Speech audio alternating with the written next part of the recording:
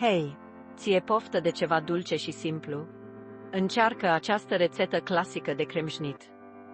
Poți să cumperi foi de cremșnit gata făcute de la magazin sau, dacă vrei să le pregătești tu, coace aluat foietaj până devine crocant. Pentru cremă, amestecă 8 gălbenușuri cu 200 de grame de zahăr și un praf de sare până se deschid la culoare. Adaugă 100 de grame de amidon de porumb și amestecă bine. Încălzește 1 litru de lapte cu vanilie până fierbe, apoi toarnă-l treptat în amestecul de ouă, amestecând constant. Gătește la foc mic până se îngroașă. Bate 5 albușuri cu 100 de grame de zahăr până devin lucioase, apoi incorporează-le în crema caldă.